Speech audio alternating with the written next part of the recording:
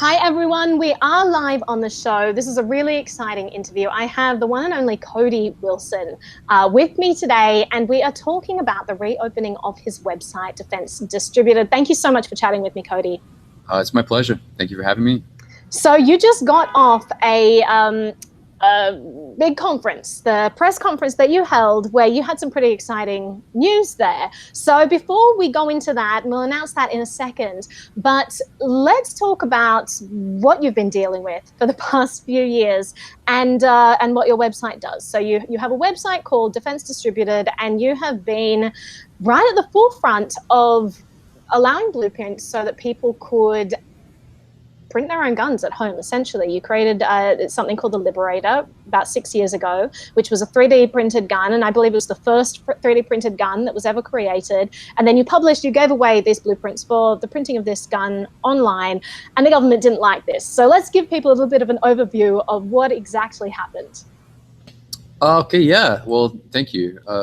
We made Liberator, we made the files, and then we posted them online under open source licenses, because the ethos of this project is an open source one. And by that, I mean that we don't believe really in intellectual property, or at least we don't believe that it's an effective mechanism for committing things to the commons and for enabling the public good, or at least enabling it as well and efficiently as you could. So we borrowed from open source and the maker movement and released these files for the public for any use at all, and free of the law, free of IP claims. And of course, the government didn't like that. They finally came up with a way to oppose it after some time and hosting at our website, defcat.com. They claim that we violated, by posting these files to the internet, we violated the International Traffic in Arms regulations. Ooh, that sounds pretty intense there. So the potent Cold War regulations, that meant to, I don't know, guide the scientific and technical transfer between large defense contractors and enemy nation states and stuff. You are an enabler of Russia, Cody. That would be the meme. If I developed it in this, yeah, that would be the meme. And surely will be at some point. They'll figure it out. Like, how did he do it? Of course, some kid just didn't do this on his own. He had help from Putin. Of course he did. There was a vast conspiracy collaboration happening there. And so then what happened? They said that you were violating this international cover-up espionage trade warfare thing. Yeah. So what happened then? Your website was shut down. You could no longer give away your blueprints online because it was pending a judge's decision, who recently just made a decision. So let's go over what happened. We fast forwarded too much. Okay, let's back. I'm just really excited, Cody. I've been shut down so many times. Let's catalog them all. All right, all right. But yeah, like this, there was no judge involved this first time. This was just the State Department being like, "Hey, can I swear on this hangout?" Absolutely. Okay, cool. Yeah, very grown ups here. So this was the State Department. YouTube makes my stream go dead after that. Swearing. This is a family stream. Okay, fine. The executive, right? The Obama State Department said, "Nah, fuck that. We're gonna stop that," and they did. And they boxed it up. No judge involved, right? They just said, "You violated the ITAR. Please go away, or we're gonna hurt you," right? Like you see what I'm saying? Like they could fine me under the ITAR if I was deemed to have violated that. That's fines in the millions of dollars and criminal penalties, 20 years per violation. And they let me know that I had potentially violated the ITAR hundreds of thousands of times, right? So that's life in prison. News right there. Yeah, if I had anything to say about it, right? So they just wanted me to go away, and it took me about a year really, searching and trying to put a legal team together. I did some cool Bitcoin stuff in the interim with the mirror, but I finally put a legal team together, and in 2014, I started selling a machine called Ghost Gunner, and my plan was if I started selling that machine, I'd make enough money to then the next year field my legal team and sue the Obama State Department, which of course was a foolhardy move, right? Plenty of people don't want to sue the State Department on First Amendment grounds. And so let me just start off with an easy lawsuit. We'll just sue the government. Yeah, let's sue the U.S. State Department and question their fundamental power of foreign affairs in federal court. Wow. 5 years. What do you say? Yeah. So you've been a little busy for a while. It was a long time, and I lost most of the time. I kept losing in district court, and then it was an injunction question I'd lose at the Fifth Circuit, and the Supreme Court declined to hear it. This took many years of my life, but in the interim, like during all this, I still built this company, Ghost Gunner, as a part of my parent company, Defense Distributed, and that business became very successful. And it's a business that helps you make your own AR-15s and other real firearms at home. And because of the success of that business, I was able to ultimately not only just afford the lawsuit, but be in a position of relative strength, to where I had all the time in the world. And so eventually the government's changed. Trump became president, and I was continuing to sue this State Department in court, and they got tired of it. And they recognized at the end that I would take it to the merits, that my threat was credible, I wasn't going to go away, and that when the question came down to the merits, that the ITAR would actually be subjected to a First Amendment analysis in federal court, and that, they may not do well. Right. And so the Department of Justice advised the State Department to settle with me, a settlement that I accepted after some months of negotiation. And we came to good terms, and I got a specific license from the U.S. State Department to then publish my files, and they agreed to pay many of my legal bills. How did that feel? Like, as someone, I'm sure that you, like, occupational licensing is like the forefront of what you think is important in the world. So you became a licensed distributor. Exactly. I became an agent of the federal government. I go, what the fuck? I'm the feds now? Oh, God. Am I the State Department? This was, yes, of course, it was a strange turn. I certainly didn't expect things to end this way. And to some degree, of course, I never believed it. Even when I got the license, I already knew, it had already been telegrammed at that point, that many state attorneys general and gun control groups were going to try to stop me somehow in court. You were like, okay, so this seems too easy. How are they going to screw me? Yeah, exactly. It's like, some judge will entertain a challenge, even if, look, it's quite a challenge. So what happened in the last month is this license came out. I published the files, and a bunch of these courts, or a bunch of these states in the United States, 20 of them, ran to federal courts across the country, not just one in Washington, one in Pennsylvania, New Jersey. And they asked these federal judges for relief. They're like, look, he's about to do this stuff. We got to stop him. Problem is, what I'm doing is classically licensed legal activity by the U.S. State Department. And they ended up having to sue the federal government to get at me. Everyone's suing the government now. It's like the thing to do these days. And that's kind of what puts us where we are today. And I suppose you saw my announcement from today. Sure, you said you watched the press conference. So, yeah. I gave him a month, right? I gave this judge the benefit of the doubt. He issued a restraining order. I abided by it.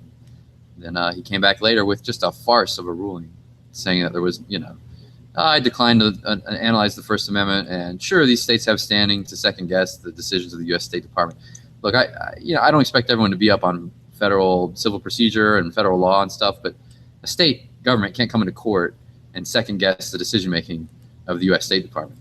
Now, maybe a state government should have that power because, states' rights and everything, but they don't. So, spoiler, I'm going to win this, but I don't have to wait 2 or 3 years to win it. All I had to do is wait for the judge's order, which permitted me to do everything except allow the files to be freely downloaded on the internet. So I announced that they were for sale today, and many hundreds of people have been buying them online, and I'll ship them all over. Let me just clarify that. So your website was shut down. You couldn't post your plans online. And then the judge put out a ruling that said you cannot give away your files online. Now, just a moment. So AP recently, just a few moments ago, put out a press release where they're like, Cody Wilson in violation of judge order, despite them shutting down website and despite judge ruling, his, blueprints are available again. But specifically, the judge said these are not allowed to be given away online. And so now you're selling them online because that is not giving them away. And that's in the judge's order as well. I'm not making a cute argument. I'm literally following the black letter of the judge's ruling. It's in the final page of the order. He says, of course, under the AECA, these files can be mailed, emailed, securely transferred, and in other ways, possessed or I don't know. Anyway, it's a long story. But what's funny to me about the AP tweet, which I love, I adore. What's funny to me is I invited the AP to be at my press conference today, and they were there. Were they not listening? Were they tweeting the whole time that they should have been listening to what you had to say? Fake news is it's a real meme. So look, I love it. I just love the tweet. So I certainly don't want them to retract it. But I sat there for 45 minutes and explained to everybody in the room. Now listen, read the final page of this order. What I'm doing here is not a defiance, not an evasion. Literally following the black letter of this judge's order here. Nothing anyone can do about it. And look, you can tell them that till they're you're dumb and you're blue in the face, and they're still going to write what they're going to write. Yeah, and that's what you've done the whole time. Like the whole point of this of everything that's been going on from my perspective, it seems to be that Americans have certain rights, and you are basically, delineating, I guess, is a good word for where those rights start and end in an amazing precedent-setting case. And we actually haven't gotten to the final circuit of the courts that are going to be setting these precedents. But essentially, this is a First Amendment issue. This isn't a Second Amendment issue. And I feel like the argument has been sort of hijacked a little bit. Like, this is a gun debate. Guns are really dangerous. Yes. But really, this is about the ability to, print code, to freedom of speech, to share information, and you're sharing information right now. And as you said in the press conference as well, it's perfectly legal for you to print code in a book and publish the book if you wanted to do that. There are all of these rules that the government has set in place that basically protect our freedom of speech. So would you agree that this is more of a freedom of speech argument than anything else? I would say, legally speaking, in the questions of pure law, sure, the First Amendment is the biggest winner. I agree with you. But it's fascinating because the way the actions will actually, the way they're argued and fought in the current courts right now, like the way they're fought in Washington, the First Amendment won't be a question that's answered or explored. It'll be a question of pure administrative law, Administrative Procedures Act, and maybe a 10th Amendment question, but not a chance. Sorry, You are so popular, Cody. Everyone wants to get hold of you right now. About that, I probably have something scheduled that I'm going to now. Just tell them to tune into the live stream. They should be here anyway. I'm already being interviewed. And then, so look, I want to agree with you, but what I want to say is actually, like, the ground game for winning these cases, I don't even need to win on the First Amendment. I can win on simple questions of administrative law. In Pennsylvania, for example, the Attorney General brought a claim under the Gun Control Act. Well, it'll take him a couple of years, but he'll find out that states don't get to bring claims under the Gun Control Act. And then in New Jersey, they're trying to use common law nuisance to say that to preempt federal law somehow. They're saying, like, well, even though you have a license from the federal government to speak, New Jersey law stops you. Yes, it does. And again, I'm sorry, you live in a federal republic, and the big tyrant gets to boss around all the little tyrants. That's just how it works. So these are all questions of pure law. They're really persistent. They really like you, Cody. Send them a link. Send them a link. They are. Anyway, these are all questions that don't have to get to the First Amendment. So unfortunately, but I feel like First Amendment is the most important question. Like, I feel like this is a case. Like, if you wanted to delineate in this age of digital media, everything is online. I mean, let me back up. You've seen the government overreach in Fourth Amendment to a huge extent right now. They're invading phones and invading, they're wiretapping people, they're checking their internet data, they're doing all kinds of things, right? And I feel like in this digital age, we haven't really fully established what the government is allowed to do. And I think the Ross Ulbricht case really showed this. Like, there were huge Fourth Amendment violations in that. It was a huge precedent-setting case in terms of what the government's boundaries are in the digital age. And I feel like your case, by doing something as large as guns and saying, like, I'm going to print these blueprints for 3D printed guns, I'm going to distribute them online. This would be a precedent-setting case in terms of First Amendment rights, because if you win this case and say, yes, you can distribute blueprints for guns, then that basically safeguards our First Amendment rights going forward in the digital age. And I think of it that way too. But what I'm trying to say is the only way I can present the question purely as a First Amendment question is to bring my own case again against the State Department or against these different people trying to sue me. That's what I've done. I've started another lawsuit in Texas. It's called the 1983 action, and it's a question of civil rights. Like, I'm going to present the issue head on. Look, I don't actually have great faith in the judiciary to get this one right. I do think the Fifth Circuit will get it right if I can get there. I don't know that the Supreme Court will take it or get it right. So probably best case scenario, we'll have a circuit of courts in the United States that says, no, you don't have the First Amendment right to do this, and one that says you do. Yeah. Fortunately, I live in Texas, and so that I'll continue to probably have the benefit of the doubt. But if you live in California and New York, I don't know. Take your odds.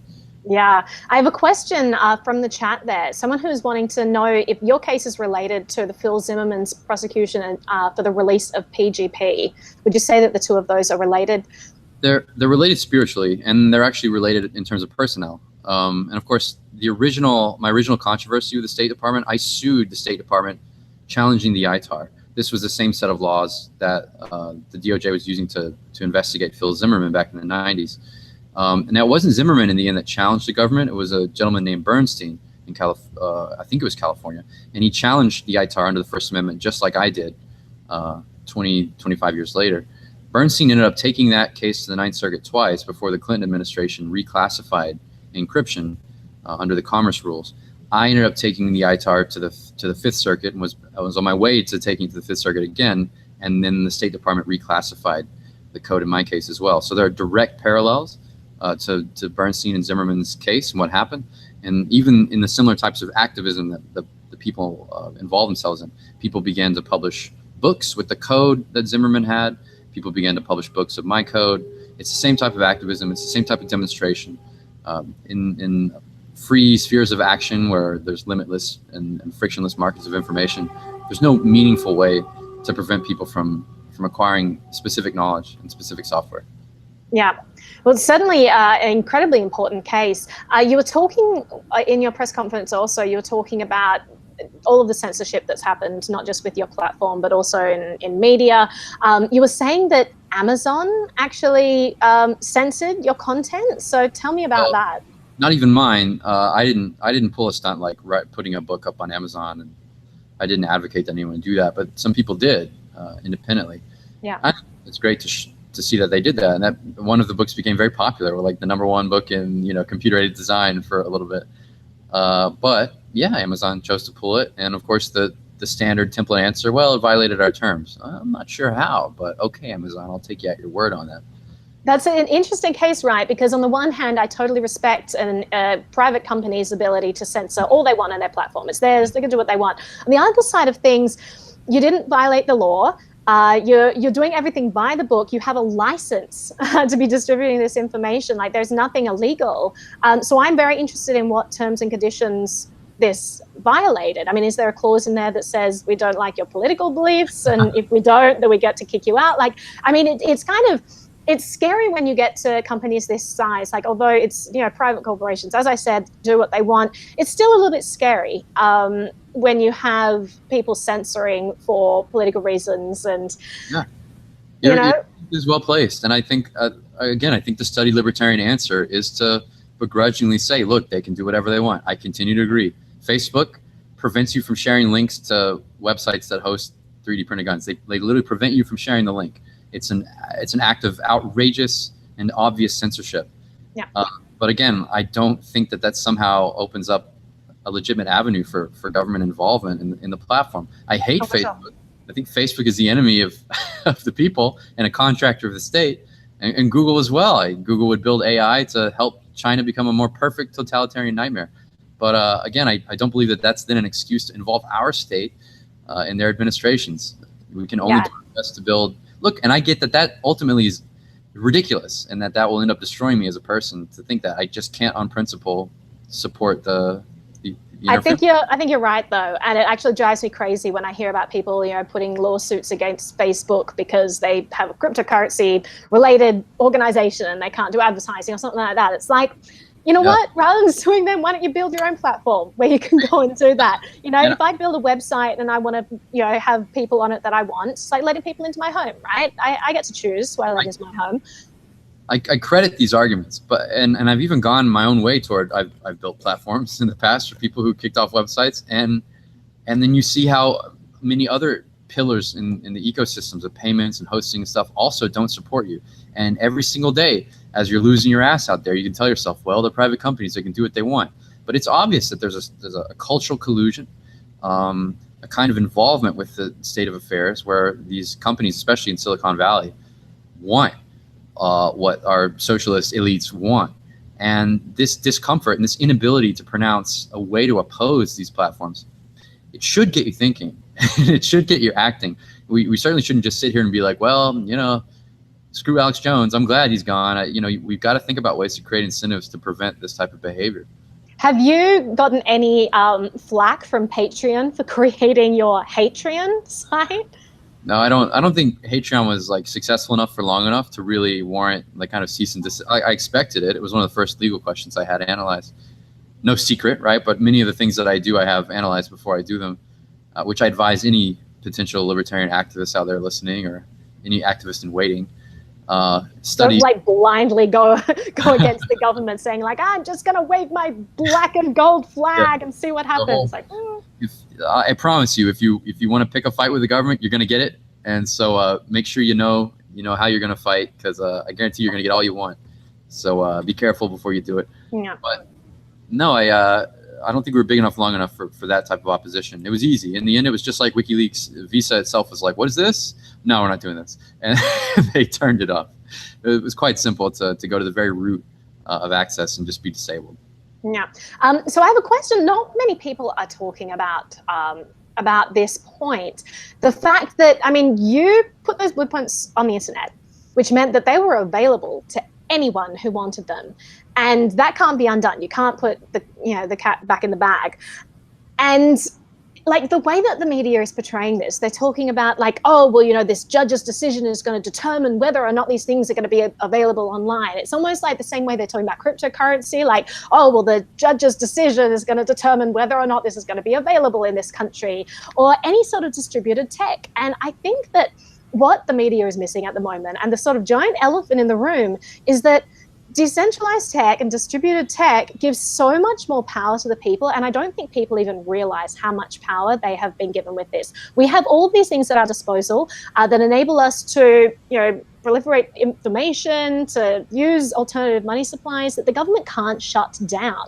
I feel like there's a huge turning of tables in terms of the amount of power that the individual now has, and no one's really talking about that. You have all of these media outlets saying, this is going to determine whether people have this information. No, it's not. There are so many ways, like whether your website went back online or not, there are so many ways people could access these blueprints. There are so many ways for people to use Bitcoin, even if the government blocks certain IP addresses, even if they monitor, bank accounts and block exchanges and all of these things.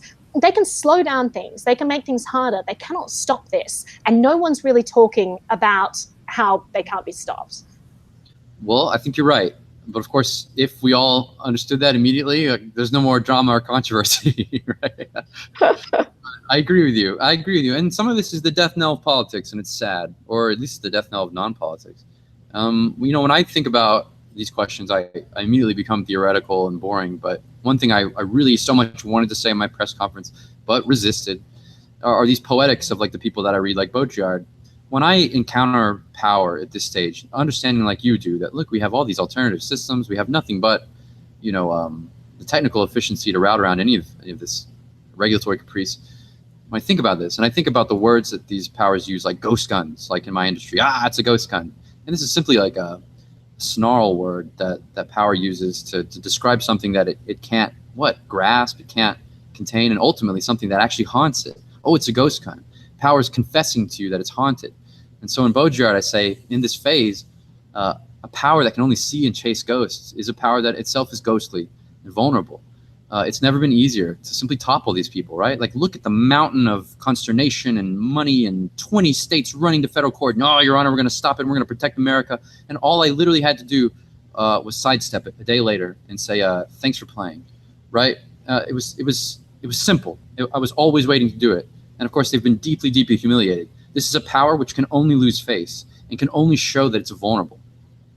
Yeah, it's. There's lots of things that have been happening recently that are along those lines. Like, people talk about the Trump presidency, and if there's one good thing that's come from the Trump presidency, it's that it sort of delegitimized the office of president, right? It shows you what kind of person can become president, and no one really takes it seriously, and you're always up at like 3 a.m. wondering like, what's he going to tweet next? This is a crazy man. You don't have this, charisma and this poise of like Obama, that he could at least have the guise of, I'm doing something good for all of you. With Trump, what's this man doing? So at least maybe that's undercut people's perception of this position, this position in office, made them question, like, why do we need to be ruled by someone like this, I couldn't agree more. It's so great to send these lifestyle socialists to hell with having like a literal clown rule over them, right? Like so all of the executive orders that Obama signed, consolidating power, and then he just handed over the keys to Trump. Exactly. Like, okay, well, here's why. lifestyle socialist. You don't build an impossibly, profoundly powerful American imperium, because then you just idiocracy style hand it over to an oaf. And of course, you make a mockery of the enterprise, which you and I are both happy to see. Now, I happen to think that, in fact, Trump is more than just a clown. I do agree with your assessment that the Trump presidency is the most perfect demonstration of, in Baudrillard's terms, the carnivalization of power. That power is ultimately just a game where we transfer functions that we don't really like onto a class of literal idiots and buffoons. And for our own amusement, we watch them struggle to contain this cast-off power on TV. I believe there's actually a sociological function for us doing this. Like we need a class of people who have power that we don't like. It's like a reverse economics of power. Like it's like a mini revolution, right? Every 4 years. Exactly. Like it's a terrible thing to have too much power. It's your duty to give it away to somebody else. And look at these cretins who would gobble up all your power, and look at how they defile themselves with it. It's a beautiful thing to think of the political class this way. There's a certain poetic resolution in it. And I think Trump serves that function in a literal way, which it just jumps off the page. Like it's no longer theoretical. This is truly how in neoliberal order we can begin to think of power. Yeah. Some more questions from people wondering about the availability of receiving these blueprints, purchasing them, whether it's just available within the United States, whether it's international. Yeah, at this stage, the way the AECA works, like since the judge has frozen my license, I can only share the files according to the ITAR, and the ITAR only allows me to share with the United States citizens. So my deepest apologies. I am working to rectify. If only there were decentralized, networks available where you could hide your your IP address, and you could hide your identity and access the information. I make no comment. No, well, Cody's not involved with this, and I'm not techie enough to know anything about it. But if only something like that existed, and you could still get these blueprints no matter where you are in the world. Good thing nothing like that exists. Good thing, absolutely, protecting all of us. So just to play devil's advocate on the protection question, the first thing people say when they talk about blueprints for 3D printed guns is this is so dangerous because you're enabling this tech to fall into the wrong hands, because you can't do background checks on people. You can't, make sure they're not bad people before you're giving them the ability to produce firearms. So what's the argument against that, people who say that? I think often for people that comes from a sincere place, a place of real feeling. Often the arguments I hear are in bad faith, but for that one, fine. I'll credit it most of the time. It's simply just, it's the most exposed to the First Amendment criticisms. It's simply the case that we don't perform prior restraint on access to knowledge. You don't have to put your fingerprint or fill out a background check form before you walk into the New York Public Library. It's just not how it goes. And yes, people can do things with knowledge. How terrible that some speech could be useful, and that you could learn something. Now, I suppose to sound like that I'm not just completely flippant about it, I do think there's something to the argument, but the argument often contains a conflation, which is that the code that I give, in the most part, isn't purely functional code. Just because I've given you the blueprint for an AR-15 doesn't mean that you can somehow immediately, you haven't gained a power to make that gun. You can almost do nothing in addition to make that gun than when you didn't have the blueprints. So this is an argument when I hear it, which is an argument against the will to knowledge, and ultimately I can't humor it. Right. There are also some people wondering, is there a video available where you actually walk people through the blueprints? Is that a whole separate issue where, you're disseminating information in person as opposed to writing it down? Is that treated differently in the courts? And are you able to do a video where you walk through the process of this is how you create a 3D printed gun? Yeah, that's a good question. So in the past, actually, it had been disputed in the courts for many years. That's why I've never had my own video. Look, step one, this is what we're going to do. It was actually disputed, and I suppose now the way this judge has ruled, it continues to be disputed. It's obvious that the federal government doesn't have the will to prosecute me for it if I was to do it now, but many of these state governments could hold me in contempt of this judge's order if I was to publish such plans. But frankly speaking, I think most of the rhetorical value of our activism, it has already been done, and just the attempt to give you the files. I don't need to try to give you the video. Other people have done it. You can figure it out. It doesn't need to be me. Yeah, and at the moment, so the way that 3D printing works is that there is like a metal component in order to actually make the gun still work, and that also enables it to, go off any metal detectors. Is that right?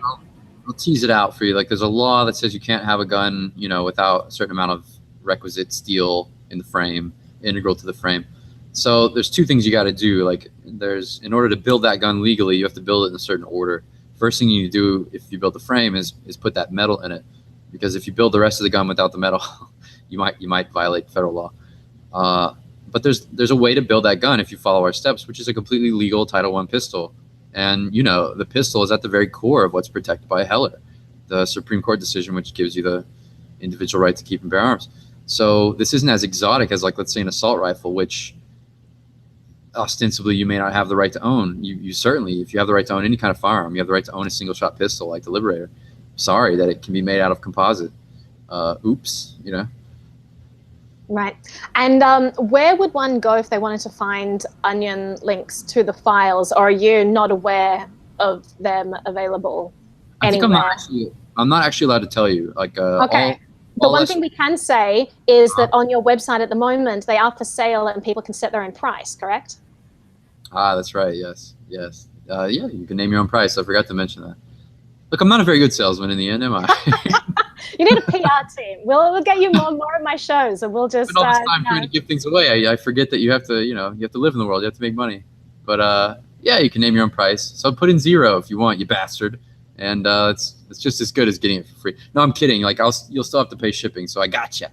But look, there's lots of ways to get them. I don't think that's a huge secret. Any amount of willpower will find you'll find a way to get them.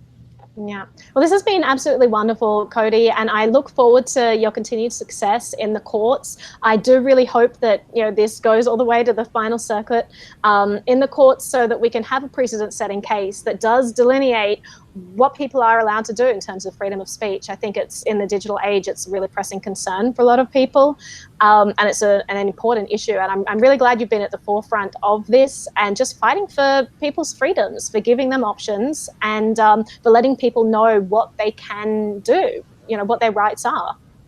I thank you for those kind words. I look at this task very, very humbly. Like, I don't want to be responsible for making bad law. I really don't. And I'm very scared, because the judiciary is leftist, of course, socialist and extreme, and has to be bothered for years before they're able to make a good decision for you. And look, I'll do my best to get you the kind of decision that's good, but I'll also do my best to settle the fight as quickly as possible. I want to leave the room at least as well as I found it. Yeah. And just another thing comes to mind before we go there. Like, first of all, it wouldn't be you creating bad laws. It would be the government, and it wouldn't be the first time they did that. Second of all, just as a final remark, so I've been looking on your website. You've got matching funds from Bitcoin.com, and it seems that people have been up in arms about this, because Roger Ver is a controversial figure in the blockchain space because he forked the Bitcoin, and apparently that was a terrible thing to do, and so he's this scam artist, and by association, because you're accepting money for your defense fund from Roger Ver, that obviously makes you a scammer. So I mean, what do you have to say to those people? I understand this controversy, right? I've been around, I've watched the fork and everything. And you know what? There's reasonable people can disagree. I understand the arguments against Roger Ver, and I think he makes, he has to defend himself in this case. I certainly won't defend him, but at the same time, this is the nature of political language. This is two communities trying to fight over what they believe is the real Bitcoin, right? It's more akin to like a religious dispute than any type of legal dispute. Now, I don't mean to minimize anyone's perspective in that debate. My own perspective is, of course, Team BTC. Like, ultimately, I don't know that Bitcoin Cash, I'm not persuaded Bitcoin Cash is really the kind of winner of this conflict. But I'm more than willing to be surprised, and I wouldn't be too surprised if it won. But as far as like people being up in arms, that's certainly like, it's an entitlement mentality. Like Bitcoin.com is supporting our fundraiser, just like they supported Ross Ulbricht's legal fees and appeals before the Supreme Court. I'm happy to take Roger Ver's assistance, and of course, if you don't like that, don't contribute. Exactly. I think that it sort of bothers me, the conflation of these two issues. They are different issues. And if you look at Roger Ver's history, he has been such a proponent of different cases in the liberty movement. He gave like $1 million to FEE, several years ago. He's done tremendous amount of good work for the Ross Ulbricht case. He's now supporting Defense Distributed. So huge thank you, I would say, to Bitcoin.com for supporting this case. And then whatever happens in the Bitcoin Cash versus Bitcoin, I mean, that's a separate issue, and we can talk about that in another video. I don't see how it actually plays into what you're doing. Libertarian argument, right? The market will discipline the bad actor, right? Let the market do it. And if this commentary and this Slack, I certainly knew that I would take some flack for, showing that Bitcoin.com supported us, but at the same time, like, it was a distinct calculation. Flack I'm willing to take. If I have to take it, I will. But look, I just made I made 20 states in the union take a giant L today in the press because Bitcoin.com helped fund some of that. I'm not going to apologize.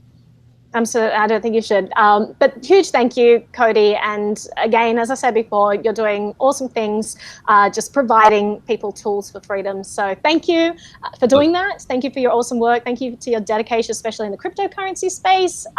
You've been heavily involved since the very beginning. So thank you for everything. And thanks for chatting with me today. It's been really wonderful. It was my pleasure. Thank you. Oh, thanks so much.